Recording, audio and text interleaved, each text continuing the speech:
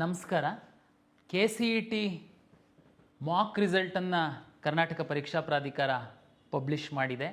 ತಾವೆಲ್ಲ ಆಪ್ಷನ್ ಏನು ಎಂಟ್ರಿ ಮಾಡಿದ್ರಿ, ತಮ್ಮ ರ್ಯಾಂಕ್ ಏನಿತ್ತು, ತಮ್ಮ ಮೀಸಲಾತಿ ಏನಿತ್ತು, ಈ ಎಲ್ಲ ಆಧಾರದ ಮೇಲೆ ವಿವಿಧ ವೃತ್ತಿಪರ ಕೋರ್ಸುಗಳಿಗೆ ಯಾವ್ಯಾವ ಕೆಟಗರಿಗೆ, ಯಾವ್ಯಾವ ಮೀಸಲಾತಿಗೆ ಹಾರಿಜೆಂಟಲ್ ಮತ್ತು ಹೊರ್ಟಿಕಲ್ ಏನೇನು ಸೀಟು ಸರ್ಕಾರ ನಿಗದಿಪಡಿಸಿತ್ತು ಅದನ್ನು ನಾವು ಹಂಚಿಕೆಯನ್ನು ಮಾಡಿದ್ದೀವಿ.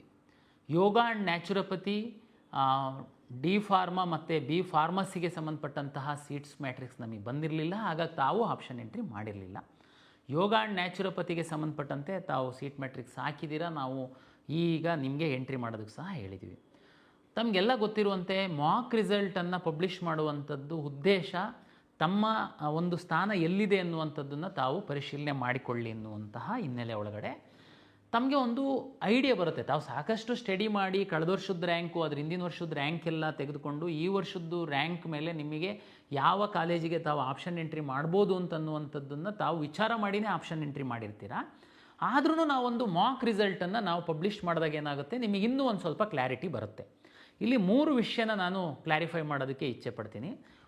ಮೊದಲ ವಿಷಯ ಏನಂತಂದರೆ, ಈಗ ಸಿಕ್ಕಿರುವಂತಹ ಸೀಟು ನಿಮಗೆ ಕನ್ಫರ್ಮ್ ಅಲ್ಲ. ಈಗ ಹೋಗಿ ನಂದು ಇದೇ ಸೀಟ್ ಸಿಕ್ಬಿಟ್ಟಿದೆ, ನನಗೆ ಇದೇನೇ, ಇನ್ನು ನನಗೆ ಅದೇನೇ ಅಲ್ಲ.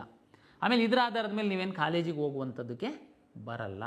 ಇದು ಒಂದು ನಿಮಗೆ ಐಡಿಯಾ ಬರಲಿ ಅಂತ ದಯಮಾಡಿ ತಾವು ಮಾಕ್ ರಿಸಲ್ಟಲ್ಲಿ ಯಾವ ಕಾಲೇಜು ಅಲಾಟ್ ಆಗಿದೆ ಅನ್ನುವಂಥದ್ದನ್ನು ತಾವು ನೋಡ್ಕೊಳ್ಳಿ.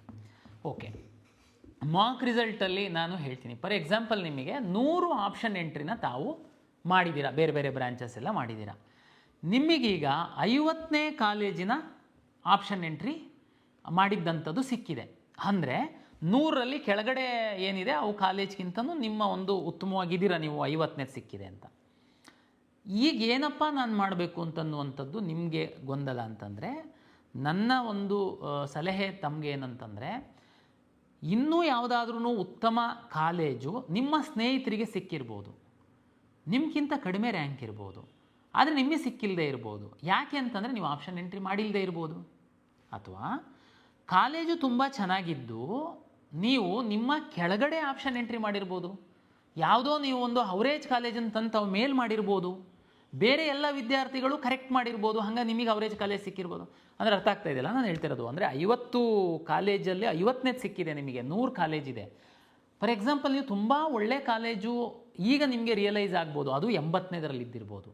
ಬಟ್ ಆದರೆ ಕಂಪ್ಯೂಟರು 80ನೇದು ಇರುವಂಥದ್ದು ನಿಮ್ಮ ಮೇಲಿನ ಆದ್ಯತೆ ಅಲ್ಲ. ನಿಮ್ಮ ಮೇಲಿನ ಆದ್ಯತೆ ಯಾವಾಗಲೂ 1ರಿಂದ ನೋಡ್ಕೊಂಡು ಬಂದಾಗ ನಿಮ್ಮ ರ್ಯಾಂಕಿಗೆ 50ಕ್ಕೇ ಸಿಕ್ಕಿದೆ, ಹಾಗಾಗಿ 50 ಕೊಟ್ಟಿದೆ. ಬಟ್ ಆದರೆ ನೀವು ಹೇಳ್ಬೋದು, ಅಲ್ಲ ಸರ್ ನಂದು 80ನೇದು ಅಷ್ಟು ಚೆನ್ನಾಗಿರೋ ಕಾಲೇಜ್, ನಾನು 80ನೇದು ಹಾಕಿನ ಮೇಲೆ ಹಾಕ್ಬೇಕು ಅದನ್ನು. ಅದಕ್ಕೇ ಈಗ ಅವಕಾಶ ಇದೆ, ಏನು ಚಿಂತೆ ಮಾಡೋ ಅಗತ್ಯ ಇಲ್ಲ. ಮಾಕ್ ರಿಸಲ್ಟ್ ಆಧಾರದ ಮೇಲೆ ತಾವು ದಯಮಾಡಿ ಒಮ್ಮೆ ನೀವು ಆಪ್ಷನ್ ಎಂಟ್ರಿ ಮಾಡಿರುವಂತಹ PDF ಲಿಸ್ಟನ್ನು ತೆಗೆದು ನೋಡಿ. ಈಗ ಸಿಕ್ಕಿರುವಂತಹ ಕಾಲೇಜಿಗಿಂತನೂ ಯಾವುದಾದ್ರೂ ಒಳ್ಳೆ ಕಾಲೇಜು ಕೆಳಗಡೆ ಇದ್ದರೆ ದಯಮಾಡಿ ತೆಗೆದುಕೊಂಡು ಬಂದು ಮೇಲಾಕಿ. ಈಗ ನೀವು ಎಂಟ್ರಿ ಮಾಡಿರುವಂತಹ ನಿಮ್ಮ ಆಪ್ಷನ್ ಲಿಸ್ಟ್ ಒಳಗಡೆ ಯಾವುದೋ ಇನ್ನೂ ಉತ್ತಮವಾಗಿರೋಂತಹ ಕಾಲೇಜನ್ನು ನೀವು ಎಂಟ್ರಿನೇ ಮಾಡಿಲ್ದಿರುವಂಥ ಪ್ರಸಂಗಗಳಿರ್ಬೋದು. ದಯಮಾಡಿ ಈಗ ಅವಕಾಶ ಇದೆ. ಯಾವುದಾದ್ರೂ ಬಿಟ್ಟೋಗಿತ್ತು ಅಂತಂದರೆ ಆ ಕಾಲೇಜು, ಆ ಬ್ರ್ಯಾಂಚನ್ನು ತೆಗೆದುಕೊಂಡು ಬಂದು ಈಗ ನೀವು ಎಂಟ್ರಿ ಮಾಡಿ. ಸರ್ ಎಲ್ಲಿ ಎಂಟ್ರಿ, ಮೇಲ ಕೆಳಗೆ, ಅದು ನಿಮಗೆ ಬಿಟ್ಟಿದ್ದು. ಅದು ಸಿಕ್ಕಿದರೆ ನನಗೆ ಖುಷಿ ಇದೆ, ಹೋಗ್ತೀನಿ, ನನ್ನ ಪ್ರಿಯಾರಿಟಿ ಟಾಪ್ ಇದೆ, ಅದು ಒಳ್ಳೆ ಕಾಲೇಜಿದೆ, ನನಗೆ ಅದೇ ಬೇಕಾಗಿತ್ತು, ಅದು ಸಿಕ್ಕಿಲ್ಲ ಅಂದರೆ ನೆಕ್ಸ್ಟು, ಅದು ಸಿಕ್ಕಿಲ್ಲ ಅಂದರೆ ನೆಕ್ಸ್ಟು, ಈ ರೀತಿ ತಾವು ಎಂಟ್ರಿ ಮಾಡ್ಕೊಳ್ತಾ ಬರಬೇಕು ಆಪ್ಷನ್ನನ್ನು.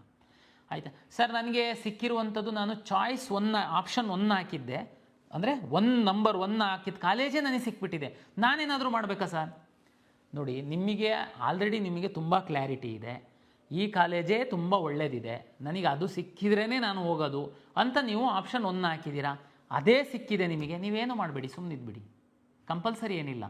ಯಾರಿಗೆ ಸ್ವಲ್ಪ ಗೊಂದಲ ಇರುತ್ತೆ, ನೀವು ಹಾಕುವಾಗ ಕೆಲವೊಂದು ಬಿಟ್ಟೋಗಿರುತ್ತೆ, ಅವರಿಗೆಲ್ಲರಿಗೂ ಈ ಮಾಕ್ ರಿಸಲ್ಟ್ ಆದಮೇಲೆ ನಾನೀಗ ಹೇಳಿದ್ದೀನಿ, 9ನೇ ತಾರೀಕು ಬೆಳಿಗ್ಗೆ 10 ಗಂಟೆಯವರೆಗೆ ಯಾರು ಮಾಕ್ ರಿಸಲ್ಟನ್ನು ನೋಡಿ ನೀವು ಏನಾದ್ರೂ ಬದಲಾವಣೆ ಮಾಡಬೇಕು ಅಂತನ್ನುವಂಥದ್ದಿದ್ದರೆ ಮಾಡಬಹುದು.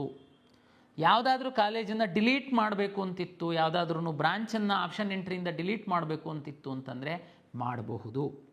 ಇಲ್ಲಿ ಮೊನ್ನೆ ನೀವು ಮಾರ್ಕ್ ರಿಸಲ್ಟ್ಗಿಂತ ಮೊದಲು ಆಪ್ಷನ್ ಎಂಟ್ರಿ ಮಾಡೇ ಇಲ್ದಿರುವಂತಹ ಯಾವುದಾದ್ರೂ ಕಾಲೇಜು ಬ್ರಾಂಚಸ್ ಇತ್ತು ಅಂತಂದರೆ ತಾವು ಈಗ ಎಂಟ್ರಿ ಮಾಡಬಹುದು. ನಿಮ್ಮ ಮಾಡಿರುವಂತಹ ಆಪ್ಷನ್ಗಳಲ್ಲಿ ಮೇಲೆ ಕೆಳಗೆ ರೀಅರೇಂಜ್ ಮಾಡುವಂಥದ್ದಕ್ಕೇನಾದರೂ ನಿಮಗೆ ಆಸಕ್ತಿ ಇದ್ದಲ್ಲಿ ಅದನ್ನೂ ಸಹ ಮಾಡಬಹುದು. ಇಷ್ಟು ಅವಕಾಶಗಳಿದ್ದಾವೆ. ಇಲ್ಲಿವರೆಗೆ ಆಪ್ಷನ್ ಎಂಟ್ರಿನೇ ಮಾಡಲಿಲ್ಲ ಸರ್, ನಾನು ಬೇರೆ ಬೇರೆ ಕೆಲಸದಲ್ಲಿ ಬ್ಯುಸಿಯಾಗಿದ್ದೆ, ಆದರೆ ನಾನು CET ಪರೀಕ್ಷೆಯನ್ನು ಬರೆದಿದ್ದೀನಿ. ನೀವೂ ಸಹ 750 ರೂಪಾಯಿ ಕಟ್ಟಿ ಆಪ್ಷನ್ ಎಂಟ್ರಿ ಲಾಗಿನ್ ಓಪನ್ ಮಾಡಿ ತಾವೂ ಸಹ ಫ್ರೆಶ್ಶಾಗಿ ಆಪ್ಷನ್ ಎಂಟ್ರಿ ಮಾಡಬಹುದು. ಸರ್, ನಾನು SC ABC ಸರ್ಟಿಫಿಕೇಟ್ ಇರಲಿಲ್ಲ ಸರ್ ನನ್ನ ಹತ್ರ, ನಾನು ಮಾಡೋದಕ್ಕೆ ಕೊಟ್ಟಿದ್ದೆ, ಈಗ ರೆಡಿ ಆಗಿದೆ ಸರ್, ನಾನು ಮಾಡ್ಬೋದಾ? ಖಂಡಿತ ಮಾಡ್ಬೋದು. ನಿಮ್ಮ ಅಪ್ಲಿಕೇಶನ್ನಲ್ಲಿ ಹೋಗಿ SC A ಅಥವಾ B ಅಥವಾ C ತಾವು ಯಾವ ಒಂದು ಪ್ರವರ್ಗಕ್ಕೆ ಬರ್ತೀರಾ ತಮ್ಮ ತಹಶೀಲ್ದಾರಿಂದ ಕೊಟ್ಟಿರುವಂತಹ RD ನಂಬರ್ನ ಎಂಟ್ರಿ ಮಾಡಿ, ಅದಾಗಿ ಸ್ವಲ್ಪ ಹೊತ್ತಿಗೆ ನಿಮ್ಮದು ವೆರಿಫಿಕೇಷನ್ ಸ್ಲಿಪ್ ಬರುತ್ತೆ. ವೆರಿಫಿಕೇಷನ್ ಸ್ಲಿಪ್ಪನ್ನು ಡೌನ್ಲೋಡ್ ಮಾಡಿ ನಂತರ ತಾವು ಆಪ್ಷನ್ ಎಂಟ್ರಿ ಮಾಡಿ. ಈಗ ನಾನು ಹೇಳಿದಂತಹ ಎಲ್ಲ ಕೆಲಸಗಳು 9/7/2026 ಬೆಳಗ್ಗೆ 10 ಗಂಟೆಯ ಒಳಗೆ ಮಾಡಬೇಕು ಅನ್ನುವಂಥದ್ದು ನನ್ನ ವಿನಂತಿ. ಈ ಬಾರಿ ನಮ್ಮ ಸರ್ವರು ವ್ಯವಸ್ಥಿತವಾಗಿ ವರ್ಕ್ ಆಗ್ತಾ ಇದೆ, ಯಾವುದೇ ಲೋಪಗಳಾಗ್ತಾ ಇಲ್ಲ. 9ನೇ ತಾರೀಕು 10 ಗಂಟೆಗೆ ಕ್ಲೋಸ್ ಆದಮೇಲೆ ಬಂದು ಸಾರ್ ನಾನು ಓಪನ್ ಮಾಡೋದು ನಾನು ಇದನ್ನು ಚೂರು ಮೇಲೆ ಕೆಳಗೆ ಮಾಡಬೇಕಾಗಿತ್ತು, ಅದೇನು ಮಾಡೋದಿದ್ರು ಈಗ ಮಾಡಿ. ಸಾಕಷ್ಟು ಸಮಯವನ್ನು ನಾವು ಕೊಟ್ಟಿದ್ದೀವಿ. ದಯಮಾಡಿ 9/7/2026 10 ಗಂಟೆಯ ನಂತರ ಟೈಮ್ ಎಕ್ಸ್ಟೆಂಡ್ ಮಾಡಿ ಅಂತ ನಮಗೆ ಮನವಿ ಮಾಡಬೇಡಿ, ನನ್ನ ವಿನಂತಿ. ಸಾಕಷ್ಟು ಸಮಯ ಇದೆ, ಡೇ ಆ್ಯಂಡ್ ನೈಟ್ ಇದೆ, ಸರ್ವರ್ಸು ಪ್ರಾಪರಾಗಿ ವರ್ಕ್ ಆಗ್ತಾಯಿದೆ. ದಯಮಾಡಿ ರೀಅರೇಂಜ್ ಮಾಡಿ ಸದುಪಯೋಗ ಪಡಿಸ್ಕೊಳ್ಳಿ. ಕೆಲವು ವಿದ್ಯಾರ್ಥಿಗಳು ಇನ್ನೂ ಆಪ್ಷನ್ನೇ ಎಂಟ್ರಿ ಮಾಡಿಲ್ದಿರೋರಿಗೆ ನನ್ನ ವಿನಂತಿ, ತಾವು ಹೋಗಿ ಅಲ್ಲಿ ಇಲ್ಲಿ ಓಡಾಡ್ಕೊಂಡು ಅವ್ರು ಫೋನ್ ಮಾಡಿದರು ಇವ್ರು ಫೋನ್ ಮಾಡಿದರು ಅಂತ ಅಡ್ಮಿಷನ್ ಆಗೋದಕ್ಕೆ ಓಡಾಡ್ತಾ ಇದ್ದೀರಾ ಅಂತನ್ನುವಂಥದ್ದು ನನಗೆ ಮಾಹಿತಿ ಇದೆ. ಒಂದು ವೇಳೆ ತಮ್ಮದು ರ್ಯಾಂಕ್ ಇದ್ದು ತಮಗೆ ಆಸಕ್ತಿ ಇತ್ತು ಅಂತಂದರೆ ದಯಮಾಡಿ ಆಪ್ಷನ್ ಎಂಟ್ರಿ ಮಾಡಿ. ಇನ್ನು ನಮ್ಮ ಇಂಜಿನಿಯರಿಂಗಲ್ಲೇ 2000 ಸೀಟಷ್ಟು ಅಲಾಟ್ ಆಗಿಲ್ಲ, ಅಂದರೆ ಅಷ್ಟು ಸೀಟ್ಗಳು ನಮ್ಮ ಹತ್ರನೇ ಇದೆ. ಸುಮಾರು 20,000ದಷ್ಟು ನರ್ಸಿಂಗ್ ಕಾಲೇಜಿನ ಸೀಟ್ಗಳು ಸಹ ಅಲಾಟ್ ಆಗಿರಲಿಲ್ಲ. ಒಂದು 3,000ದಷ್ಟು ಅಲೈಡ್ ಹೆಲ್ತ್ ಸೈನ್ಸಸ್ ಸೀಟ್ ಸಹ ಅಲಾಟ್ ಆಗಿರಲಿಲ್ಲ. ಹಾಗಾಗಿ ದಯಮಾಡಿ ನಮ್ಮ ಹತ್ರ ಸಾಕಷ್ಟು ಸೀಟ್ ಇದೆ, ಯಾರು ಆಪ್ಷನ್ ಎಂಟ್ರಿ ಮಾಡಿಲ್ಲ, ಇನ್ನೂ 2 ದಿನ ಸಮಯ ಇದೆ, ತಾವು ದಯಮಾಡಿ ಆಪ್ಷನ್ ಎಂಟ್ರಿ ಮಾಡಿ. ಆಪ್ಷನ್ ಎಂಟ್ರಿ ಮಾಡಿ ಆದಮೇಲೆ ಏನು 9ನೇ ತಾರೀಕು ಬೆಳಗ್ಗೆ 10 ಗಂಟೆಗೆ ಫ್ರೀಸ್ ಆಗುತ್ತೆ ಪೋರ್ಟಲ್ಲು. ಅದ್ರ ನಂತರ ನನಗೆ ಅದಿಷ್ಟ ಇರಲಿಲ್ಲ ಇದಿಷ್ಟ ಇರಲಿಲ್ಲ ಅಂತೇಳಿ ನಾವು ಪ್ರಾವಿಷನಲ್ ರಿಸಲ್ಟ್ ಅಂತೇಳಿ ಏನು ಪಬ್ಲಿಷ್ ಮಾಡ್ತೀವಿ, ಅದು ಸಾಂಕೇತಿಕವಾಗಿ ತಾಂತ್ರಿಕವಾಗಿ ಏನಾದ್ರೂ ಸಮಸ್ಯೆಗಳಾಗಿದೆಯಾ ಅಂತ ನೋಡುವಂಥದ್ದಕ್ಕೆ ನಾವು ಪ್ರಾವಿಷನಲ್ ರಿಸಲ್ಟ್ ಬಿಡುವಂಥದ್ದು. ಪ್ರಾವಿಷನಲ್ ರಿಸಲ್ಟ್ ಬಿಟ್ಟಾಗ ತಾವು ಬಂದು ಸರ್ ನನಗೆ ಇಲ್ಲ ಚೇಂಜ್ ಮಾಡಬೇಕಾಗಿತ್ತು ಇಷ್ಟ ಇರಲಿಲ್ಲ ಅಂತೆಲ್ಲ ಹೇಳೋದಕ್ಕೆ ಅವಕಾಶ ಇರಲ್ಲ. ಹಾಗಾಗಿ ಈಗ ಅವಕಾಶ ಇದೆ, ಏನು ಬೇಕಾದರೂ ತಾವು ಮಾಡ್ಬೋದು. ಸರ್ ಮಾರ್ಕ್ ರಿಸಲ್ಟಲ್ಲಿ ಸಿಕ್ಕಿರೋ ಸೀಟೇ ನನಗೆ ತುಂಬ ಚೆನ್ನಾಗಿದೆ ಸರ್, ಅದೇ ಕನ್ಫರ್ಮ್ ಮಾಡಿಬಿಡಿ ಸರ್, ಮತ್ತೆ ಚೇಂಜ್ ಮಾಡೋದು ಅಂತಂದರೆ ಇದು ಅನ್ಯಾಯ ಸರ್. ಹಾಗೆ ಏನು ಚಿಂತೆ ಮಾಡಬೇಡಿ. ನೋಡಿ, ಮಾರ್ಕ್ ರಿಸಲ್ಟಲ್ಲಿ ಸಿಕ್ಕಿರುವಂಥದ್ದೇ 90% ಸೀಟು ಸಿಗುತ್ತೆ, ಇನ್ನೂ ಒಳ್ಳೆಯದೇ ಸಿಗುತ್ತೆ, ಏನು ಚಿಂತೆ ಮಾಡಬೇಡಿ. ತಮಗೆಲ್ಲ ಗೊತ್ತಿರುವಂತೆ ಮೆಡಿಕಲ್ಲು, ಡೆಂಟಲ್ಲು, ಆಯುಷ್ದು ಎಲ್ಲ ವಿದ್ಯಾರ್ಥಿಗಳು ಸಹ ಆಪ್ಷನ್ ಎಂಟ್ರಿ ಮಾಡಿ ಒಂದೊಂದು ಸೀಟನ್ನು ಇಟ್ಕೊಂಡಿದ್ದಾರೆ.